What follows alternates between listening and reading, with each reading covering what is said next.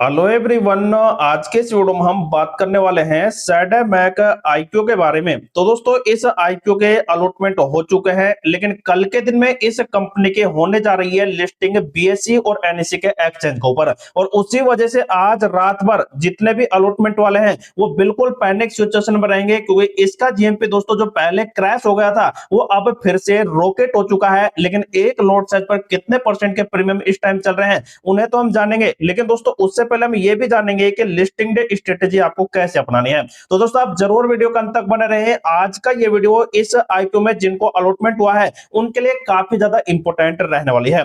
तो जैसा कि आप चेक करेंगे तो दोस्तों ये 1087 करोड़ के आसपास का टोटल आईक्यू आया था, और उसके तहत देख सकते हैं आपको 1352 रुपए के प्राइस में 11 इक्विटी शेयर आपके डीमैट अकाउंट में प्रोवाइड करा दिए होंगे। और जो कंपनी के एम्प्लॉयज थे तो उनको 128 रुपए का पर शेयर के ऊपर डिस्काउंट भी दिया होगा। लेकिन दोस्तों इसकी टाइमलाइन अब काफी इंपॉर्टेंट है ही, क्योंकि आप देख सकते हैं दोस्तों वैसे आज तो है यहाँ पर 10 मार्च, और 10 मार्च को आपका पैसा रिफंड कर दिया जाएगा अगर आपको कल के दिन में अलॉटमेंट नहीं हुआ है तो। और दोस्तों आपको अलॉटमेंट हुआ है तो आपको आज ही आपके शेयर डीमैट अकाउंट में क्रेडिट कर दिए जाएंगे। अगर आज नहीं होते हैं तो दोस्तों कल सुबह मार्केट ओपन होने से पहले ही आपको आपके डीमैट अकाउंट में क्रेडिट कर दिए जाएंगे। और लिस्टिंग देख सकते हैं उन शेयरों के 11 मार्च को, मतलब कल के दिन में बीएसई और एनएसई के एक्सचेंज पर होने जा रही है। लेकिन दोस्तों अब सबसे बड़ी बात है कि यहाँ पर अगर आपने अप्लाई किया है तो क्या आपका पैसा रिफंड हो चुका है। तो दोस्तों अगर आपको कल अलॉटमेंट वाले दिन 14,872 रुपए का अगर डेबिट का मैसेज यहाँ पर निकल कर आया था, वो भी कंपनी बैंक की तरफ से, तो आप समझ लें कि आपका पैसा कट चुका है और आपको दोस्तों अलॉटमेंट हो चुके हैं। वैसे लगभग सभी को हुए होंगे, क्योंकि दोस्तों ये पूरी तरह से ओवर सब्सक्राइब नहीं हुआ था कई कैटेगरीज के अंदर, जैसे कि यहाँ पर क्यूआईबी और जो कंपनी के एम्प्लॉयज कैटेगरी वाले हैं तो उनका ही ओवर सब्सक्राइब हुआ था। बाकी सभी कैटेगरीज में दोस्तों पूरी तरह से ओवर सब्सक्रिप्शन नहीं किया गया था, और इसी वजह से सबको यहाँ पर ज्यादा अलॉटमेंट हो चुके हैं और उनको काफी बड़े पॉजिटिव अपडेट अब यहाँ पर मिल भी रहे हैं, क्योंकि जीएमपी लगातार पॉजिटिव हो रहा है। लेकिन जिनको अलॉटमेंट है यहाँ पर बदकिस्मत से नहीं भी हुआ है तो उनको दोस्तों 14,872 रुपए का आज के दिन में क्रेडिट का मैसेज, रिवोक का मैसेज या फिर दोस्तों अनलॉक का मैसेज आया है, वो भी बैंक की तरफ से। तो आप समझ लें कि आपको अलॉटमेंट तो नहीं हुआ है, लेकिन आपका पैसा पूरी तरह से रिफंड कर दिया गया है। लेकिन अब सबसे बड़ी बात आती है कि लिस्टिंग डे स्ट्रेटेजी कैसे अपनानी चाहिए। सबसे पहले दोस्तों कंपनी के आपको बिजनेस को चेक करना चाहिए। कंपनी के दोस्तों यहाँ पर जो यहाँ पर फंडामेंटल्स हैं तो उनको चेक करने चाहिए। उसके बाद दोस्तों कंपनी के प्रॉफिट एंड लॉस लिस्ट को यहाँ पर चेक करना चाहिए, बैलेंस शीट को चेक करना चाहिए, और कुछ एक्सपर्ट के बयान भी जरूर चेक कर लेने चाहिए। उसके बाद ही तय होती है लिस्टिंग डे स्ट्रेटेजी। हालांकि दोस्तों इन सभी के ऊपर अब हम एक बार बारी बारी से डिस्कस कर लेते हैं। तो सबसे पहले दोस्तों बात करते हैं कंपनी आखिर करती क्या है। पुणे में स्थित सैडे मैकाट्रॉनिक्स भारत, अमेरिका और यूरोप में मोबिलिटी और औद्योगिक बाजारों में मूल्य उपकरण निर्माताओं में नियंत्रण प्रदान और अनुप्रयोगों के लिए महत्वपूर्ण इलेक्ट्रॉनिक नियंत्रण इकाइयों की यहाँ पर आपूर्ति करने वाली कंपनी है। तो दोस्तों कंपनी इंडिया के अंदर ही नहीं बल्कि अमेरिका, यूरोप जैसे यहाँ पर बड़े बड़े शहरों के अंदर ये कंपनी अपने उपकरण बनाती है जो इलेक्ट्रॉनिक से रिलेटेड होते हैं, और उनको ही दोस्तों ये सेल कर अपना कारोबार चला रही है। जैसा कि आप यहाँ पर भी देख सकते हैं, दो पहिया जो वाहन होते हैं वो तिपहिया वाहन, जिनके आंतरिक दहन इंजन चालित वाहनों के लिए सेंसर रहित कंप्यूटेशन आधारित एकीकृत स्टार्टर जनरेटर का विकास और डिजाइन और निर्माण ये कंपनी करती है। तो दोस्तों देख सकते हैं ये वाला दोस्तों यहाँ पर जो आने वाला फ्यूचर होगा, इनकी दोस्तों डिमांड काफी ज्यादा रहेगी, और इसी वजह से कंपनी का काफी बेहतर अपडेट यहाँ पर रहेगा आने वाले टाइम के लिए।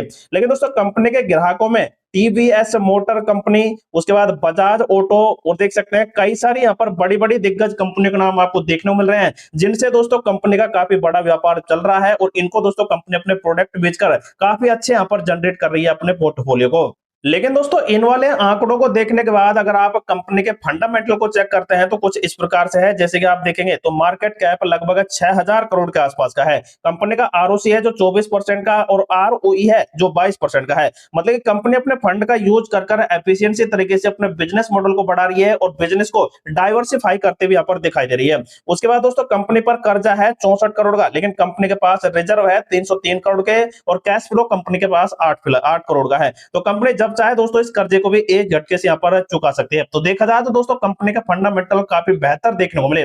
उसके बाद दोस्तों कंपनी के प्रॉफिट एंड लॉस के लिस्ट को आप चेक करेंगे तो यहाँ पर आप चेक कर सकते हैं कंपनी के सबसे पहले ऑपरेटिंग प्रॉफिट मार्जिन को। तो 12% से 18% बढ़ गया है दोस्तों 3-4 साल के अंदर, जो काफी बेहतर रहा। और 7 करोड़, 4 करोड़, 9 करोड़, 6 करोड़ और 47 करोड़। तो दोस्तों यहाँ पर ये कंपनी सिंगल डिजिट में अपने नेट प्रॉफिट दिखा रही थी, लेकिन यहाँ पर डबल डिजिट में, वो भी दोस्तों सीधे के सीधे यहाँ पर 47 करोड़ के आसपास का देखने को मिल गया। तो देखा जाए तो दोस्तों कंपनी काफी बेहतर कर रही है। लेकिन दोस्तों आप कंपनी के पिछले 3 साल के कंपाउंडेड प्रॉफिट ग्रोथ को लगाएंगे तो 138% के आसपास ग्रोथ कर रहा है, लेकिन ओवरऑल आप चेक करेंगे तो 684% के आसपास बढ़ता दिखाई दे रहा है। उसके बाद दोस्तों कंपनी के बैलेंस शीट को आप चेक करेंगे तो यहाँ पर कंपनी के पास रिजर्व जो यहाँ पर है वो लगातार दोस्तों बढ़ता दिखाई देगा। कंपनी पर कर्जा भी देख सकते हैं लगातार बढ़ रहा है, सॉरी यहाँ पर बढ़ भी रहा था, लेकिन दोस्तों आप देख सकते हैं घटा भी दिया है कंपनी ने अपना कर्जा। तो देखा जाए तो कंपनी कमा रही है और उसी वजह से कर्जा ले भी रही है, तो यहाँ पर दोस्तों उसे चुकाती भी दिखाई दे रही है। लायबिलिटी एंड एसेट्स आप चेक करेंगे तो 200 से सीधा 500 के आसपास पहुंच गया है, मतलब कंपनी अपने नेटवर्थ को भी बढ़ाने पर भी यहाँ पर ध्यान दे रही है। तो इन वाले आंकड़ों को देखें तो दोस्तों लॉन्ग टर्म पर्पस से काफी बेहतर हो सकती है, लेकिन दोस्तों आप एक बार अपने फाइनेंशियल एडवाइजर से भी सलाह लें और उसके बाद दोस्तों लॉन्ग टर्म वाले, मीडियम टर्म वाले या फिर शॉर्ट टर्म वाले जो भी है वो दोस्तों अपना यहाँ पर सलाह लेकर यहाँ पर आगे की रणनीति तय कर सकते हैं। लेकिन अब सबसे बड़ी बात आती है कि कंपनी का फिलहाल जीएमपी वगैरह क्या चल रहा है और लिस्ट कैसे करेगी कंपनी, उसके बाद ऊपर देख लेते हैं। तो जैसा कि दोस्तों आप चेक करेंगे तो जो यहाँ पर आईपीओ का प्राइस निकाला गया था 1352 रुपए का, तो उस पर आप देख सकते हैं क्लोजिंग के दिन में -30 रुपए के जीएमपी चल रहे थे। मतलब कि दोस्तों एक पूरे लॉट साइज के ऊपर 330 रुपए के नेगेटिव एस्टिमेटेड यहाँ पर प्रॉफिट थे, जो यहाँ पर लगभग 2.5% के नेगेटिव प्रीमियम दिखा रहे थे।